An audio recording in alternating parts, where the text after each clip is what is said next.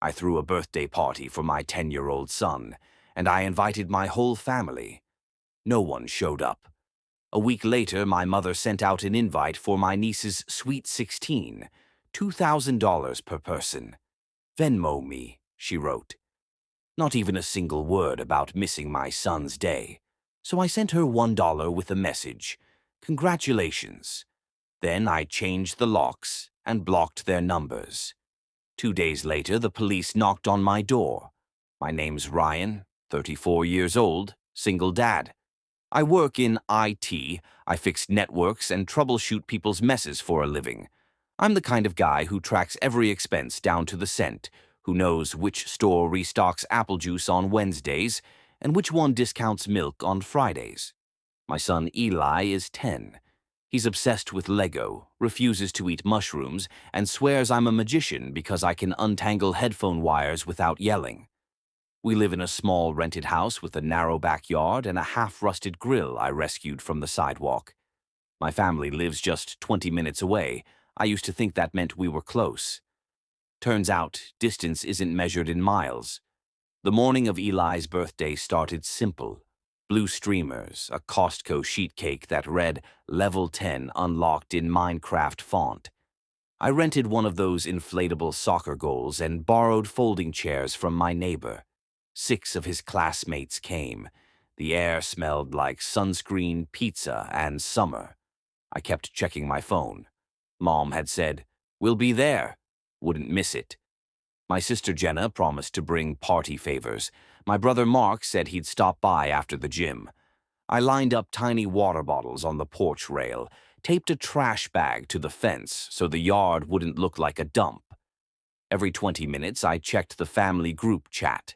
Nothing. When the pizza guy showed up, I asked him to hold on a sec. Thought maybe a few cars would pull in and I'd need another large pepperoni. He looked over my shoulder at the handful of kids and said, "You're good." 2 o'clock turned into 3. The sun shifted. Kids kicked their shoes off and took turns with the soccer goal. The neighbor across the street brought over a cooler and said, "Looks like a full house." I smiled, stiff, wooden. At 3:12 p.m., my phone buzzed. Mom had texted, "Don't be so dramatic. It's just a kid's party." I read it twice because my brain refused to process it. No running late, no got stuck, no happy birthday, sweetheart. Just that sentence, sharp and hollow. I stood by the snack table, next to a bowl of orange slices, feeling her words crawl under my skin. Eli ran up, cheeks flushed and hair sticking to his forehead. "Dad, can we cut the cake now?" "Of course," I said. "Go gather everyone." We sang. He blew out the candles in one perfect breath. He'd been practicing for days. He grinned, frosting on his lips, and I clapped until my hands stung. Then I went inside to rinse the knife, to breathe alone for a minute. The group chat pinged again, this time from Jenna. "We'll catch the next one." Today's insane seconds later, a photo from her story hit my screen. Brunch mimosas. The caption, "Self-care, Saturday with my people." In the corner of that picture, my mother, sunglasses on, champagne flute raised. Mark's tattooed arm draped around her chair. I stood there, knife in hand, cake behind me, and a 10-year-old outside who still believed adults keep their promises. The house smelled like sugar and soap. Outside, someone shouted, "Goal!" Cheers followed. I put down the knife, wiped my hands, and went back out. Handed out plates, smiled, said nothing. Not a word about the empty chairs. When the last kid left, Eli and I sat quietly, building the spaceship he'd unwrapped earlier. He didn't ask where Grandma or Aunt Jenna or Uncle Mark were. Maybe he already knew. Maybe he didn't want to ask. By 8 o'clock, he'd fallen asleep on the couch, a half-eaten slice of pizza still in his hand like a tiny king. My phone buzzed again, a voice message from Mom. "Don't make a big deal out of it, Ryan. He's 10. He won't even remember." I stared at the ceiling, something inside me flattening. like a flame going cold. I didn't respond. I cleaned, counted the borrowed chairs, rinsed the dishes, scraped the leftover frosting into the trash, folded the banner and candles into a shoebox, put everything in its place, because that's what I do. Then I flipped my phone face down, because if I read one more message, I'd say something I couldn't take back. I've always been the fixer, the one who remembers passwords and tax deadlines, the one who knows everyone's favorite dish. When I was 22, Dad left. Mom told me in the driveway, "You're the man now." It wasn't a comfort. It was a command. When Jenna opened her boutique, I built the website and paid for 6 months of hosting. "When I start making profit, I'll pay you back," she said. Spoiler, profit never came. When Mark got a DUI at 26, I skipped work to sit beside him in court. I drove Mom to urgent care that winter when she caught the flu, but refused to rest. I paid Mark's rent, just this once, 3 times, and every time I heard the same tune. Mom, family helps family. Jenna, you're amazing, Rye. Mark, you know I'll pay you back. He didn't, but his new rims sure looked great. The day Eli was born, I made myself a promise. He'd never have to wonder if his people cared. He'd always have cake even when money was tight. He'd always have apologies when people messed up. He'd always have grown-ups who showed up. Money was always tight. Childcare costs like rent. Health insurance like a second mortgage. But I managed. Sold my old guitar for dentist bills, polished thrift store cleats till they shone. Meanwhile, the family group chat looked like a travel ad. Wine tastings, spa retreats, soft life hashtags, Mark's grind set with his leased truck he barely drove. When I asked Mom once if she wanted weekly dinners, she said, "Sweetie, my schedule's packed." Maybe next month never came. But on payday, oh, she'd text. "Quick favor. Emergency. Don't tell your siblings I asked." Last fall, Jenna called the night before her girls' trip to Mexico. "My travel card got declined. Can you fix it?" "I'll pay you Monday." Monday came and went. When I brought it up, she sighed, "Don't be petty, Rye." Money comes and goes. Memories last. In December, Mom sent a spreadsheet. Holiday gift plan. Names, color-coded prices. "We'll split evenly," she wrote. Evenly always meant me. I bought Eli a winter jacket and a book. Mom got the mixer she'd been talking about for months. Jenna got a craft store gift card. Mark, new trainers. My gift? Silence at dinner. It all adds up, not just in the bank app, but in the chest. Being the responsible one means becoming their plan. And they never even notice. 2 days after Eli's birthday, a message popped up in the family chat. All caps, exclamation marks, glitter emojis. Important. RSVP by Wednesday. Brooklyn's Sweet 16. $2,000 per person. Venmo me. No, how's Eli? No, sorry we missed it. Just a price tag the size of a car payment. Attached was a PDF, photo of my niece in a tiara, a ballroom with crystal chandeliers, a menu that looked like a 5-star cruise, caviar bar, ice sculpture. Interactive gelato artist. I stared at the number, $2,000 per person, like maybe it would change. Then another line from Mom. "Ryan will cover Grandma's spot too.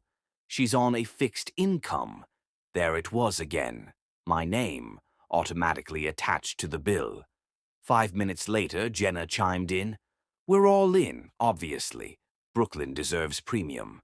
Rye, can you organize the group gift?" "You're great with spreadsheets," Mark added.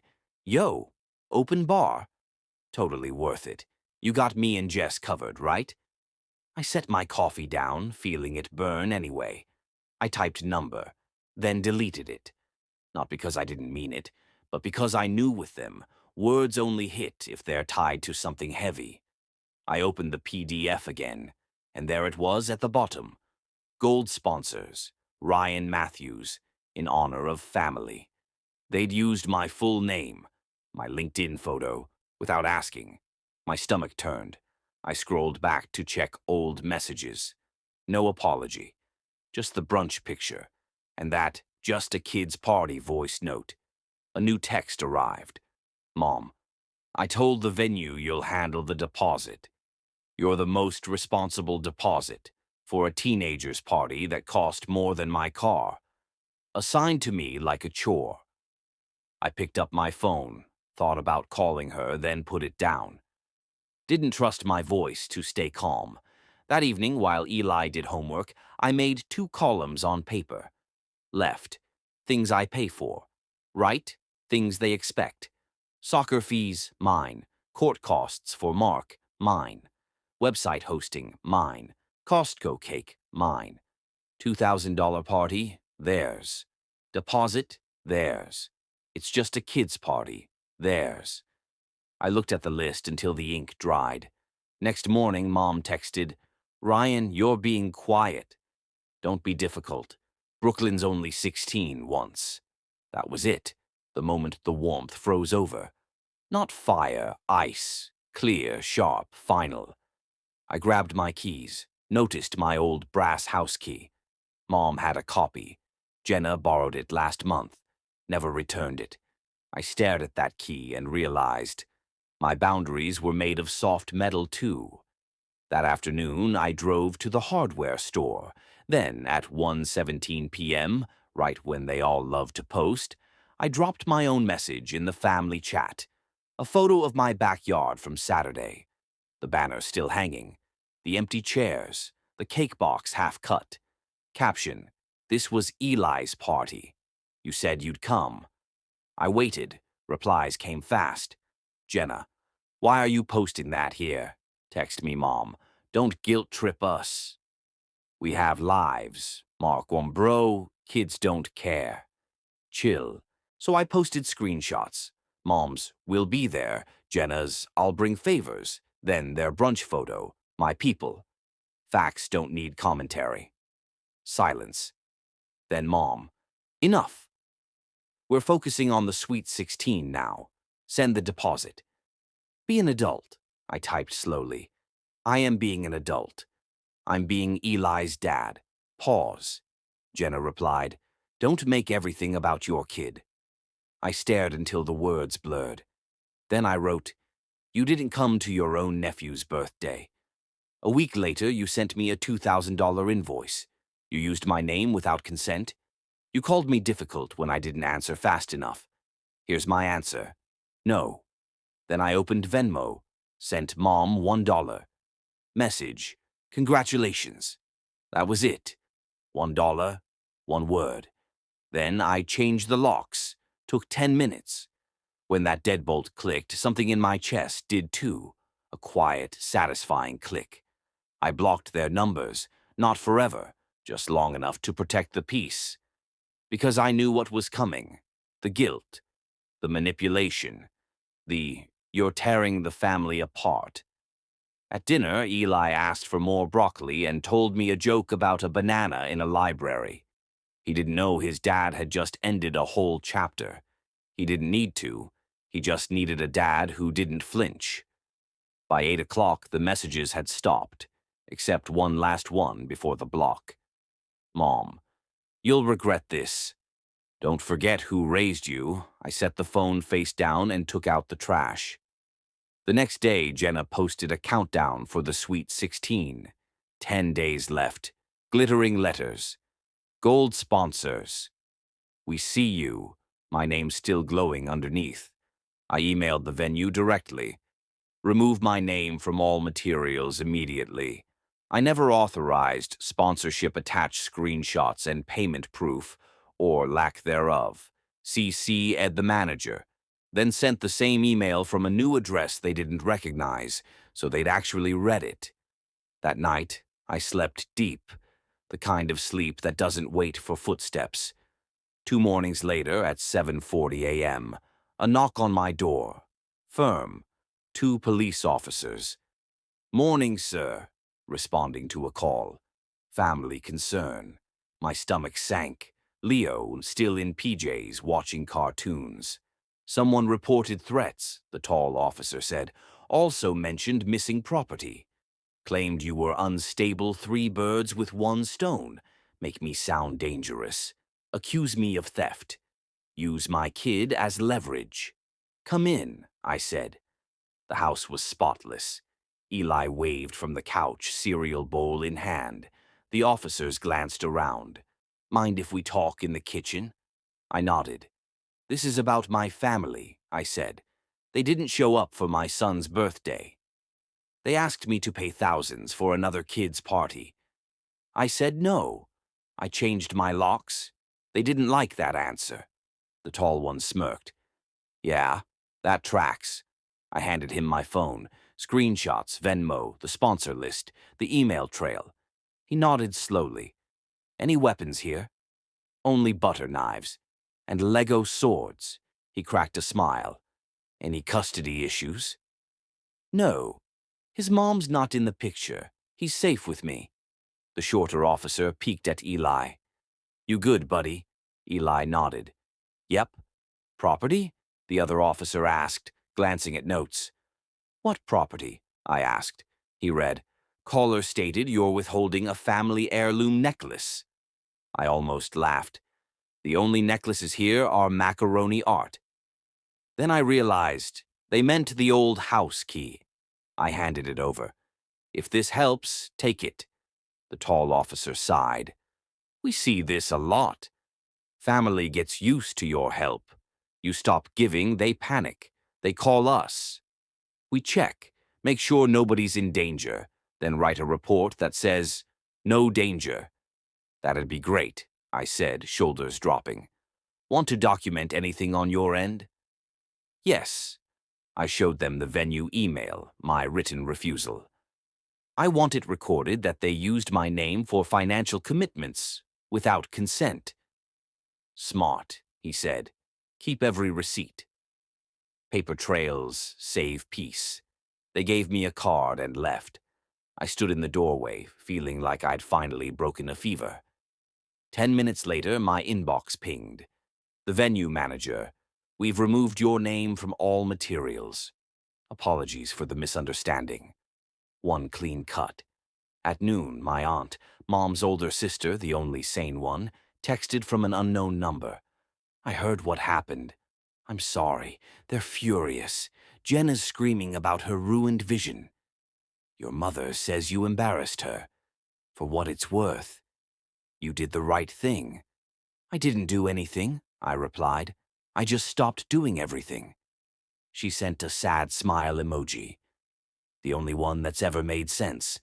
The next 2 days were a masterclass in family damage control. Jenna posted about toxic energy and unsupportive people. Didn't use my name. Didn't have to. Her friends flooded the comments. You're glowing, Queen. Mark texted from another number. Come on, man. Mom's crying. Just pay the deposit. We'll figure it out later. We're family blocked. Mom left a voicemail. You're not well, Ryan.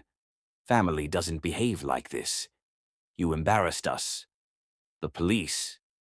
Really? Her voice cracked halfway through. I held the phone away like it burned, but something new started happening too. Quiet messages from cousins I barely talked to. $2,000? Are they serious? Sorry about Eli. That was messed up. If you need extra chairs next year, we'll bring some. Even my neighbor, the one who lent me the cooler, showed up with a tray of brownies. You did the right thing, she said, like a soldier after a battle. And maybe we were soldiers, just quiet ones. That week, my house didn't change, but the air inside it did. It finally felt light, peaceful, mine.